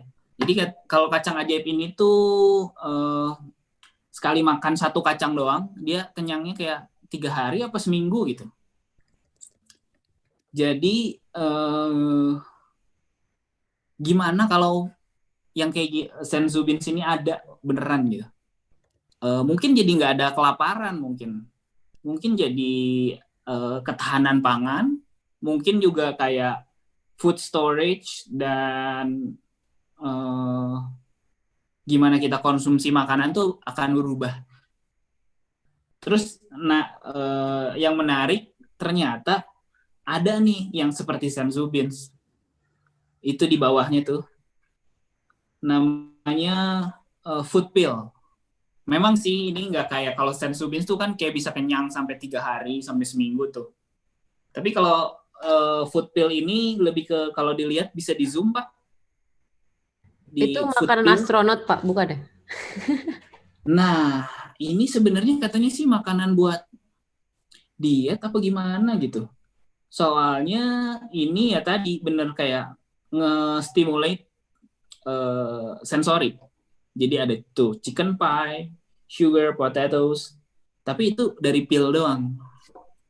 Mungkin ya nggak kayak senzu beans yang bisa nggak usah makan sampai seminggu ya. Cuman saya rasa ini mungkin salah satu awal mulanya perubahan relasi konsumsi dan materi, terutama di makanan. Tapi ya mungkin ini cukup distopian ya, kalau makan jadi cuma minum pil doang. Kalau senzu beans di Dragon Ball sih bukan jadi makanan yang utama. Dia orang tetap makan, cuman senzu beans itu untuk recover, untuk menyembuhkan badan Goku sih. Nah, terus ada satu konsep lagi nih yang menarik dari Dragon Ball juga. Nah, ini menurut saya beyond. Ini industrial design banget. Ini mestinya industrial designer tuh ya seperti ini mungkin. Gimana tuh kok bisa? Gimana tuh, Pak? Gimana ya? Itu ada angka-angkanya tuh maksudnya apa sih? Nah, bisa di zoom kali, Sat? Di yang tulisan-tulisan itu. Oh, yang tulisannya yang gambar. Tulisan-tulisan. Nah, ini. Iya, jadi di Dragon Ball tuh ada, kalau yang tahu dan baca itu ada Capsule Corporation. Capsule Corporation tuh kerjaannya bikin ya salah satu company yang gede lah ceritanya di dunia Dragon Ball. Dan dia tuh bikin sebenarnya storage system ya. Cuman dia bisa bikin storage systemnya cuma segede kapsul. Jadi ini menarik banget. Terus itu kan misalnya ada 1 box kapsul tuh. Ada nomornya tuh 1, 2, 3, 4, 5, 6. Kalau di zoom, di gambar itu 1 tuh capsule house. Jadi yang 1 tuh kalau dipencet jadi rumah. Waduh. Ini jadi rumah. Dan jadinya rumah tuh portable dan bisa dibawa kemana-mana nih. Terus yang nomor 2, electric rice cooker. Nomor 3 juga electric rice cooker. Nggak tahu kenapa. Dia seneng nasi kali. Terus kayak macam-macam. Itu beda nomor, ada yang jadi pesawat, ada yang jadi rover. Ini sebenarnya bukan cuma sampai 29 ya. Masih banyak lagi. Ada yang boat, ada yang motor. Macam-macam. Nah, tapi ini menarik kayak semua hal yang material di realms-nya Dragon Ball itu, yang inorganik, ini bisa jadi kapsul. Dan di sini kan kayak sebenarnya masih ada materi kan yang terlibat dalam konsumsi ini. Tapi relationship materi dan konsumernya tuh jadi berubah menurut saya. Jadi in a way immaterial karena jadi kapsul, tapi masih ada materinya. Jadi lebih ke arah gimana kalau post materialism itu sebenarnya bukan tidak ada material, tapi material itu fleksibel. Atau material itu bisa menjadi Portable. Portable iya, tapi fleksibelnya itu penting. Jadi kayak dia bisa jadi kecil, bisa jadi besar gitu. Jadi ketika digunakan besar, tapi ketika disimpan atau dibuang kecil. Ini mungkin related sama sekarang. Ini mungkin related sama sekarang, kayak banyak permasalahan dari materi itu ada dua kan nih masalahnya. Pertama resource usage, yang kedua waste, material waste. Jadi mungkin ketika si materi ini jadi somehow post material, resource usage yang digunakan sama material waste bisa berubah. Gitu. Ya, dulu berarti sih Pak, ada tanggapan? Berarti tadi kan ya berarti jadi utopian juga dong kalau kayak gitu, bukan karena kalau misal material itu bisa dikompres gitu lah, kayak di zip gitu, terus kalau misal mau di unzip gitu kan, dari yang mau kayak gitu. Ya itu tadi berarti nggak tahu sih kalau soal resource ya, soalnya dalam pembuatan itu karena ini kan skalanya tetap aja kan, untuk dipakai skalanya tetap sesuai dengan aslinya gitu. Misal kayak rumah ya udah gedenya 10 kali 10, tapi kalau mau itu dikompres jadi bentuk pil gitu. Tapi kan tetap aja kan untuk membuat waktu dia di unzip gitu, intinya kan itu adalah material yang uncompressed gitu, kayak nggak dikompres. Nah itu kan kalau misal ngomongin waste, mungkin ya nggak tahu ya apakah itu jadi nggak, apakah sama aja atau enggak gitu. Terus habis itu masalah tadi apa yang kedua, waste sama resource ya. Berarti soal resource itu. Nah, tapi kalau waste ya itu mungkin itu akan jadi kayak jadi solusi juga gitu. Semua bisa dikompres di zip gitu misal. Terus ya gitu sih. Itu ya. Saya mau sedikit menanggapi mungkin Pak Tommy. Kalau tadi bilang waste-nya sama aja, kan itu sebenarnya tadi skalanya kayak rumah dikecilin ya. Ya kalau gitu. Sorry, tadi kebalik, yang sama aja itu resource-nya untuk bikin sesuatu. Kan resource-nya sama kalau ya resource-nya sama, maksudnya sama tuh dalam artian skalanya tuh sama ya, apa gimana? Iya. Nah, kan itu rumahnya kan udah jadi gede, terus dikecilin jadi kapsul. Malah kepikirannya ya kalau gitu produksinya aja dibikin kecil gitu, jadi ntar digedein, jadi malah lebih hematnya berkali-kali nggak sih kalau gitu? Jadi dari kecil terusnya digedein. Tapi kalau konsep Sanzubins juga. Enggak, kalau konsep kapsul sih ini sih. Jadi si capsule corpse itu dia bisa material yang udah gede, bisa walaupun asalnya nggak dari kapsul, bisa dijadiin kapsul. Gitu. Jadi kayak mungkin kalau untuk waste itu. Nah, kalau soal resource, nanggapin Tommy yang tadi, mungkin kalau resource si yang tangible things mungkin nggak beda ya, nggak jauh beda kali ya. Nah, tapi menurut gue resource yang beda banget tuh ya di food. Ya. Kalau emang food dibuat kayak Sanzubins atau pil ke depannya misalnya, sebenarnya kan asal mulanya apa tuh namanya? Biodegradation, environmental problems, asal mulanya yang nggak sustainable, ya yang sekarang lagi environmental crisis dan lain-lain, itu asal mulanya di agrikultur kan. Nah itu apakah bisa tuh kayak si consumable seafood ini tuh justru nge-bypass agriculture proses yang kalau kayak misalnya beef production tuh banyak metan dari sapi-sapi, terus kalau agrikultur sawit misalnya yang banyak nyerap resource tanah, resource air. Jadi mungkin kalau soal resource relatednya mungkin lebih ke gimana kalau ada kayak kacang ajaib gitu sih. Benar. Setuju sih. Iya, setuju juga sih. Tapi nanti kalau misalnya udah nggak ada udah nggak ada produksi dari ya kayak makanan yang dari sawah gitu misalnya, karena semuanya bisa dibikin di lab. Nanti Indonesia gimana ya? Nyari duitnya, karena kayak kita produksinya kan malah kayak yang pokok-pokok gitu kan. Menurutku sih ya, malah jadi kaya kita. Karena si hal-hal yang dibikin di lab tuh masih kalah sama yang aslinya dong. Walaupun malah jadi kayak apa ya? Karena jadi langka, value-nya naik gitu loh. Mungkin. Setuju. Jadi kolektor item gitu ya. Iya, jadi kayak mungkin malah gimana kalaunya jadi orang-orang kaya aja yang bisa nikmatin makanan.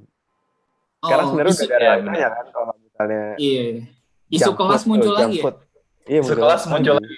Nah, mungkin jadi kalau tinggal di awan jadi nggak usah produksi makanan yang ribet-ribet, pakai kapsul aja. Iya, benar. Bapak ini jualan kafling di awan ya, Pak? Iya nih.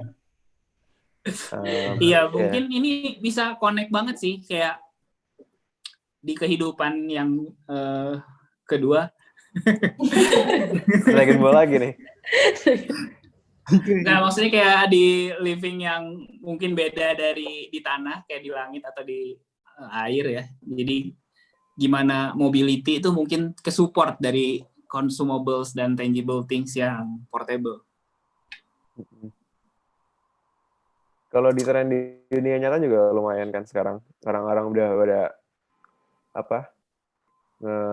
ngeblok makan daging misalnya, nggak baik untuk planet. Udah orang udah mulai jual kayak plant-based food.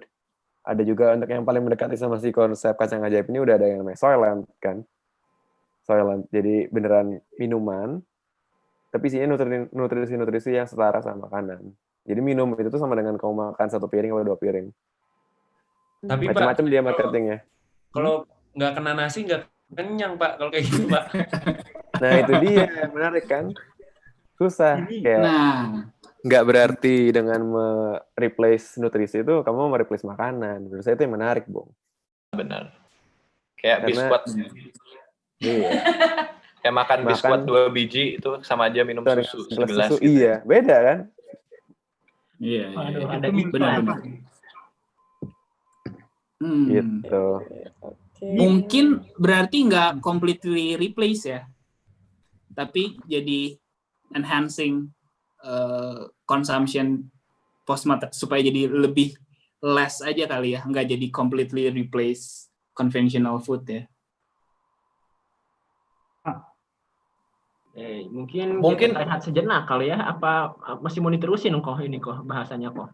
Sebenarnya ada yang menarik sih Pak, itu Pak, kayak tadi agak mirip-mirip juga tuh, kayak dari Pak Haji Kusuma sama Pak Izan tuh.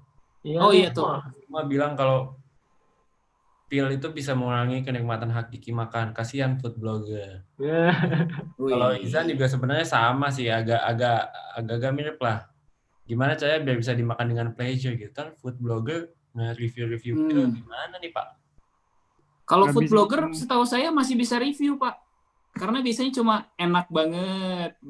Wah, ini rasanya pil banget gitu ya. Rasanya oke banget. Jadi food blogger sih menurut saya nggak masalah ya Pak ya. Karena dimensi rasanya tuh masih sederhana gitu. Tetap butuh tuh. Ya, tapi daging banget, guys. Iya. Tapi bener sih kalau ya kita mulai kusut semua tapi ya udah. Aku mau ngomong dulu. Aku punya rekomendasi food blogger nih, namanya Mark Wins. Nah, kalau ada yang tahu itu mungkin bisa dicontoh ya sama food blogger Indonesia, cara Mark Wins mereview makanan ya. Gitu. Siapa? Coba boleh diketik. Mark Wins. Jadi dia tuh ya kalau makan nih nyobain, dia ngasih tahu enak atau enggaknya tuh kepalanya tuh miring Lex. Jadi kalau kepalanya makin miring tuh makin enak. Gitu. Jadi kayak secara nggak langsung tuh ada kodenya gitu. Kalau dia cuman ya biasa aja ini tapi kalau banget. Mungkin bisa jadi pilnya itu dibikin ekstra enak gitu. Jadi bahkan kalau misalnya pas makan langsung kayak wah gitu. Jadi kayak mungkin sensasinya tuh sensasi makan itu dirasanya. Iya. Mungkin kita bedah dulu kali ya, kalau makan tuh sensori apa aja sih yang dipakai? Kan pertama pengecap rasa ya. Nah, ini ekstra sensori. Pengecap rasa mungkin masih bisa dimanipulasi lah. Kedua kan bau ya. indera penciuman. Nah, itu juga mungkin masih bisa dimanipulasi. Nah, menurut saya yang paling susah tuh untuk manipulasi indera peraba, karena sebenarnya kita tuh ada ketika makan ada ngerasain indera peraba kan, jadi ngerasain physical sensation ketika ngunyah gitu-gitu ya. Mungkin bakal jadi singkat banget karena cuma nelen pil doang. Jadi sebenarnya udah ada jadi, apa alat namanya Nomiraki synthesizer atau apa gitu yang dia kayak mungkin nyambung tadi sama si yang komunikasi gitu. Jadi gimana kita bisa ngerasain rasa asin dan bla bla bla segala macam, tapi itu dimanipulasi sama alat gitu, satu alat yang namanya si Norimaki synthesizer atau apa gitu. Nah, tapi itu menarik banget yang apa?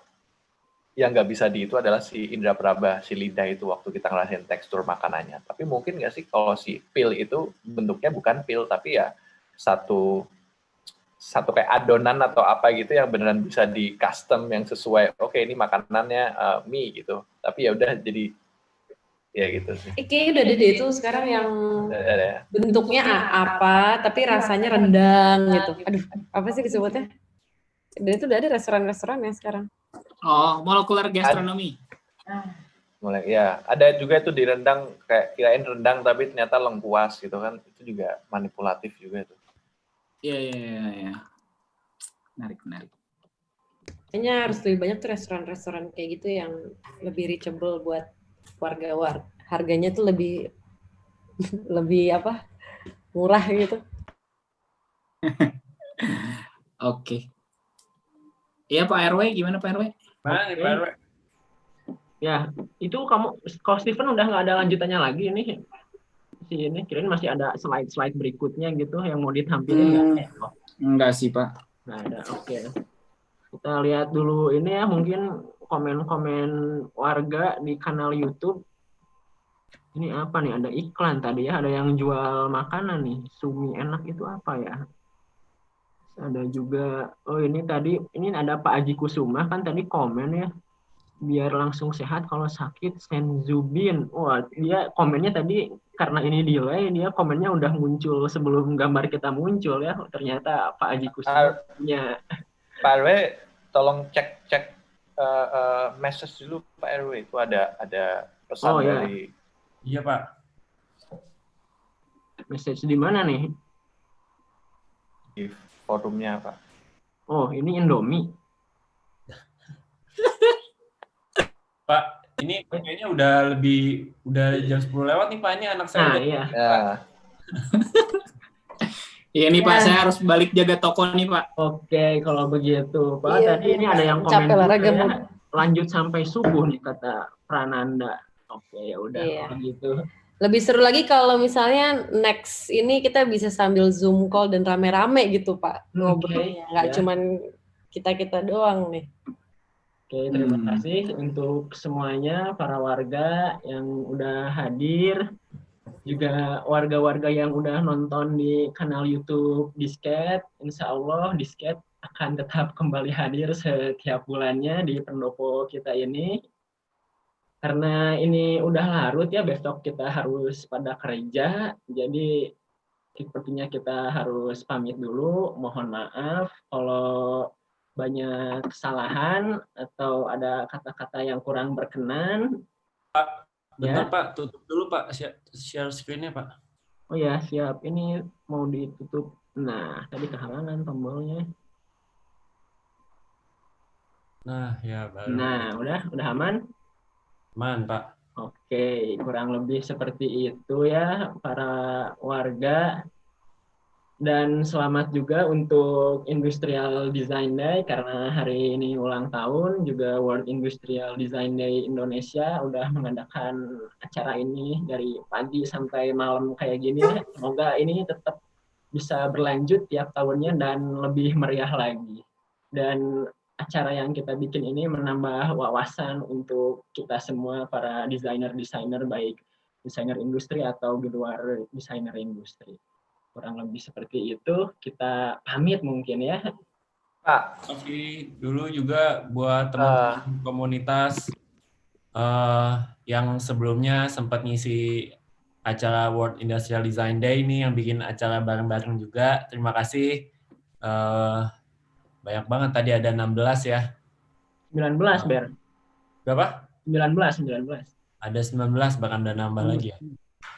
Ya, terima kasih banyak. Terima kasih juga Pak Panda, Pak Radit yang udah ngajak kita buat ikutan juga. Dari Desain etno. Ya, dari etno gitu. Terima kasih warga-warga juga yang lain. Kita masih banyak topik yang ngawang-ngawang yang mau dibahas ke depan tuh masih banyak gitu. Jadi yang nggak ngawang juga ada sih. Mungkin spoiler dikit kali Ber ya. Yang penting ngobrol aja lah. Iya. Mungkin ada lagi dari Pak Tommy mungkin? Ya, intinya santai aja, jangan serius-serius. Ya, dari Pak Pande? Ya, intinya di skate ini adalah forum diskusi yang tempat apa tuh, Tommy? Ya, ini, itu. Mungkin kita jelasin itu ya. Di skate itu apa? Di skate itu apa? Ya. Skate ini adalah itu, Pak. Ya, ada lagi Pak Pande. Oke, boleh. Sebenarnya di skate ini adalah satu medium untuk bertanya, untuk berdiskusi, atau mungkin mempertanyakan soal desain. Dan menarik.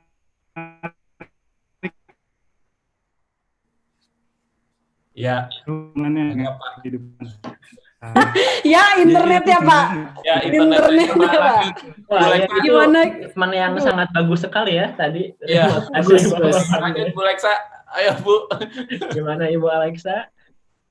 Pokoknya, Ibu Alexa. Pokoknya di skate itu diskusi sketsa kalau menurut Pak Hanif ya gitu ya. Pencetus di skate di awal.